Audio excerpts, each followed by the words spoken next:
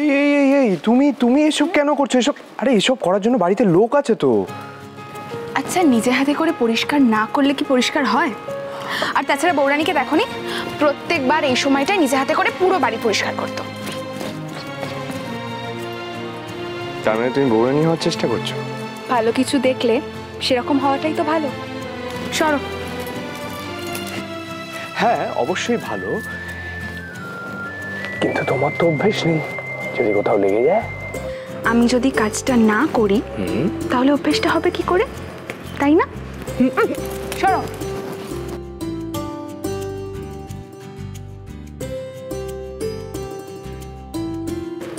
আরে কথা বলবো? কি? তোমাকে না পাক্কা গিন্নি লাগছে। তাই? তাই? আরে আরে শোনো, আরে সিরিয়াসলি বলছি, একেবারে বৌরানীর মতো। আরে অলি অলি শোনো। বাহ,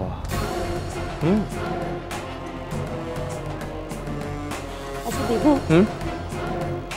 মনে হচ্ছে না এরা আজকে একটু বেশি খোশ মেজাজে আছে? তাদের ক্ষতিটা কি? এই হচ্ছে তোমাকে নিয়ে সমস্যা, জানো তো, কোনো কথাই সহজে তোমার মাথায় ঢোকে না। এই যে ওরই এখনো অরূপকে নিয়ে এ বাড়িতে বসে রয়েছে, সেটা কি কম আশ্চর্যের ব্যাপার?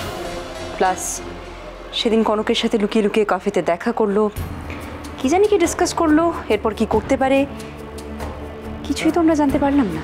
হ্যাঁ হ্যাঁ, সেটা তো একেবারে ভুলেই গেছি। তারপর থেকে তো কোনো উচ্চবাচ্যই করছে না। কিন্তু ওলি তো এত সহজে চুপচাপ বসে থাকার মেয়ে নয়। এটাও নতুন কোনো চাল না তো? আমিও সেটাই ভাবছি। এই যে ভালো মানুষটা, এটা পুরোটাই ওর একটা মুখোশ। মানে তলে তলে কনকের সাথে ও যে একটা খিচুড়ি পাকাচ্ছে, এ বিষয়ে আমি 100% শিওর। কিন্তু কি সেটা? এতে এত ভাবার কি আছে? সুযোগ মতো ওকে একলা পেয়ে একটু কোরকে দিলেই সব গল গল করে বার করে দেবে। দেবো নাকি? না, তুমি এই ধরনের কাজ আর এখন করবে না। লিসেন, আমি না এই মুহূর্তে দাঁড়িয়ে আর ফার্দার কোনো রিস্ক নিতে চাই না। কেন? দেখো, অরুণেশ যে খুব শিগগিরই জেল থেকে ছাড়া পেয়ে যাবে এমনটা আমি আর আশা করি না। তাই এখানে বসে বসে নিজের ভবিষ্যৎ নষ্ট করা তো বোকামি। তাহলে কি প্ল্যান করছো? কি আর, এখন যত তাড়াতাড়ি পারি এখানকার কাজ মিটিয়ে সরে যেতে হবে আমাকে।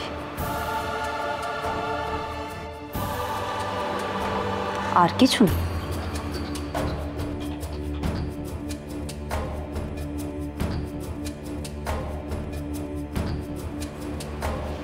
তিস্তা অরুণেশ চ্যাটার্জির চোখে ধুলে দেবে? পারবে?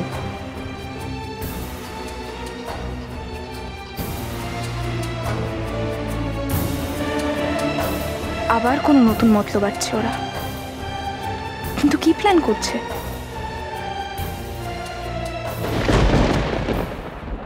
বুঝলি ছোট, দুষ্টু মিষ্টি জামাগুলো এক সাইজ বড় নিলাম, যেভাবে বাড়ছে ওরা। ভালোই করেছো। তবে শোনো না দিদি ভাই, তোমরা বেরিয়ে যাওয়ার পরেই শ্রীপর্ণা এসেছে, পারলে বৃষ্টির জন্য আর একটা কিছু নিয়ে নিও না। ও নিয়ে তুই ভাবিস না, দুখানা জামা আমার ওর জন্য কেনা হয়ে গিয়েছে। সত্যি রে ছোট, বাজারে যা সব ড্রেস উঠেছে না, না দেখলে তুই বিশ্বাস করতে পারবি না। বাচ্চাদের মতো করছো দিদি ভাই।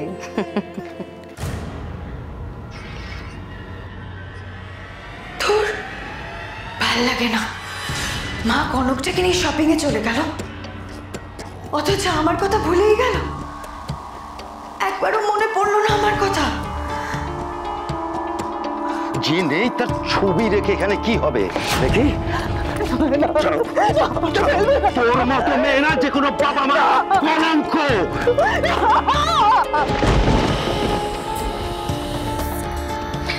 আচ্ছা দিদি ভাই, কনক কোথায়? ও তো বললো একটা ছোট্ট কাজ ছেড়ে চলে আসবে। ছোট্ট কাজ? ওর আবার কি ছোট্ট কাজ? কি জানি বাপু, জানিস তো ওকে, আজকাল তো কোনো কথাই স্পষ্ট করে বলে না। ও কি গাড়ি থেকেই নামেনি নাকি? না না, আমাকে ওই শপিং মলটার সামনে নামিয়ে দিয়ে গাড়ি নিয়ে চলে গেছে, বললো ফেরার সময় আমাকে তুলে নেবে। ও, তার মানে ও কোথায় যাবে সেটার আগে থেকেই প্ল্যান করা ছিল। সেসব নিয়ে তো ভাবিস না, বিশু তো আছে ওর সঙ্গে। কিন্তু আমি রাস্তার মাঝখানে এত ব্যাগ ট্যাগ নিয়ে কি করি বলতো? আচ্ছা ঠিক আছে, তুমি রাখো ফোনটা, তুমি দাঁড়াও, আমি দেখছি কি করা যায়। রাখো।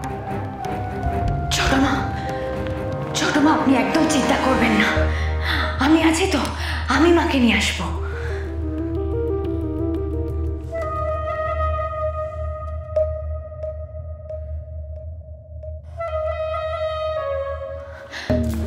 ছোট মা আপনি আমার কথা শুনতে পাচ্ছেন?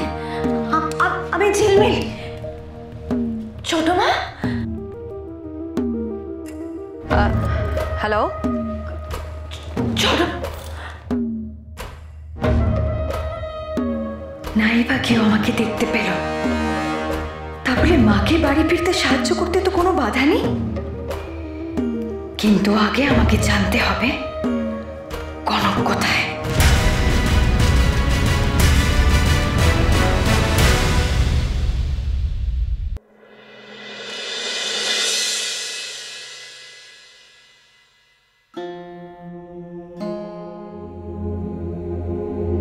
তুমি এখানে? আমি তো আমার চোখকে বিশ্বাসই করতে পারছি না। হ্যাঁ মামনি, আমি আজ সত্যি তোমার সঙ্গে দেখা করতে এসেছি।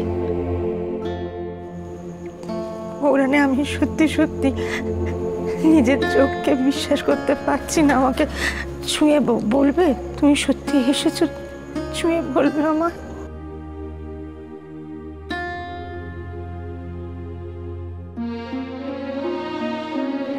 এসেছি মামনি, সত্যি এসেছি আমি।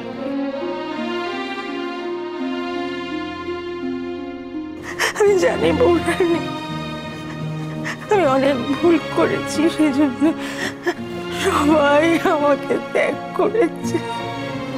এতদিনের মধ্যে কেউ আসেনি, আমাকে দেখতে কেউ আসেনি। প্রথম তুমি এলে। মামনি ঠিক ভুলের বিচার ঠাকুর করবেন,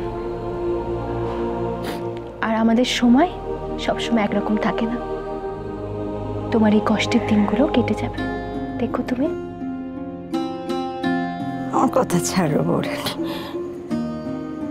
এতদিন পরে তুমি এসেছো বৌরানী। আমি তোমার কাছে একটা সাহায্য পাওয়ার আশায় এসেছি মামনি। সাহায্য মানে ও বাড়িতে আবার কোনো অঘটন? এখানে শুধু শুধু ওনাকে টেনশন দিয়ে কি হবে? নিজেই নিজের যন্ত্রণায় বিদ্ধ হয়ে আছে। না মামনি, দুশ্চিন্তা করার মতো কিছু হয়নি। কি হয়েছে? কেন? কি জান? মামনি, আজ অব্দি যা কিছু হয়েছে তুমি সব ভুলে যাও। আজ আমায় একটা সত্যি কথা বলো মামনি, তোমার এই একটা উত্তরের উপর আজ অনেক কিছু নির্ভর করে আছে। পৌরাণিকে যতটুকু আমি চিনেছি তাতে করে খুব ছোট ব্যাপারে তো এত উতলা হওয়ার মেয়ে নয়।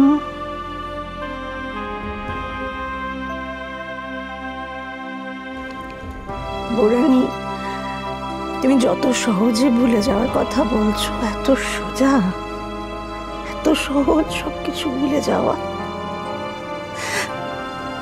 আমি না বৌরানী একটা জিনিস চেষ্টা করছি এখন থেকে, জীবনের খারাপ যে ঘটনা, যে মুহূর্ত, সেগুলো সব ভুলে যাওয়ার চেষ্টা করছি। আর ভালো যে স্মৃতিগুলো, সেগুলো মনে রাখার চেষ্টা করছি। সেটাই তো দরকার মামনি, আমাদের সবার সেটাই তো করা উচিত। কোনো মানুষ জন্মেই তো খারাপ হয়ে যায় না, সময়ের সঙ্গে সঙ্গে মানুষ খারাপ কাজ করে ফেলে, কিন্তু সেগুলোকে শুধরে নিলেই তো। হ্যাঁ, সেই জন্যই তো এই সংশোধনাগার। কনক মামুনির সাথে এত কি কথা বলছে? কেসটা কি? ব্যাপারটা তো ঠিক সুবিধার বলে মনে হচ্ছে না।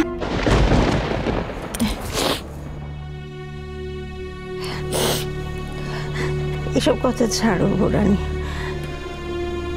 বলো তুমি কি জানতে চাও আমার কাছে?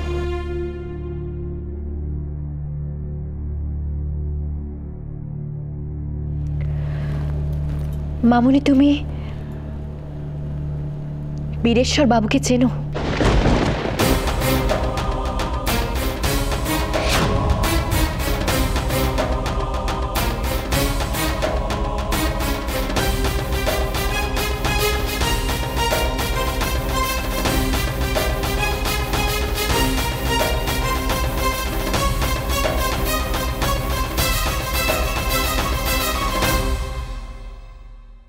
মস্করা করছো আমার সাথে। এবার এবার এবার কি করবে? এবার কি দেখবে পুরোটা? বলে গেছে আস্তে আস্তে আস্তে।